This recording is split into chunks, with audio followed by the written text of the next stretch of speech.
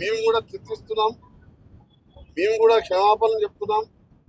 ఇక ముందు బెనిఫిట్ షోలు ఇవ్వమని చెప్పి మేము మాటిస్తున్నాం. ఇప్పుడు ప్రతి ఫౌండేషన్కి వెళ్ళి 2000 చెక్స్ ఆయనకు లివర్ ట్రాన్స్ప్లాంట్ అయినప్పుడు 12-13 లక్షలు అయిపోయింది. ఆ తల్లి రేవతి ఈయనకు జన్మనిచ్చి ఆమె స్వర్గానికి వెళ్ళింది. ఆమెకు ఆత్మశాంతి కలగాలి.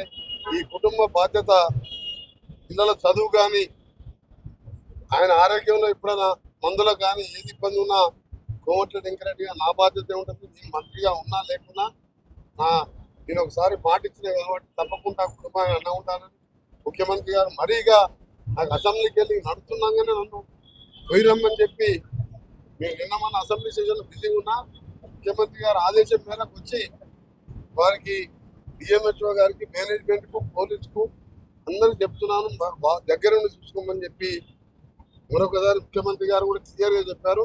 ఎంత ఖర్చు అయినా ఆ అబ్బాయిని రక్షించుకున్నామని.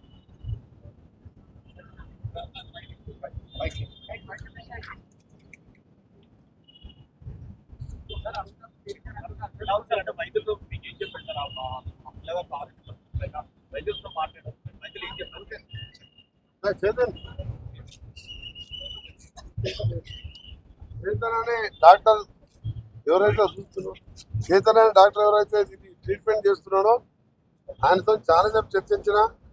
దాదాపు 30 ఏళ్ళుగా నేను ఎమ్మెల్యేగా ఉన్నప్పటికెళ్ళి హాస్పిటల్లో ఒక ఆపరేషన్ చేయడం తప్ప అన్ని తెలుసు నాకు. ఆ అబ్బాయి పరిస్థితి చూసిన తర్వాత నాకు కూడా భయం వస్తుంది. అలాగే ఎంతో కొంచెం ఆశ ఉన్నది. ఎందుకంటే అప్పుడప్పుడు కొంచెం మూమెంట్ ఉన్నదని చెప్పి వాళ్ళు చెప్తున్నారు.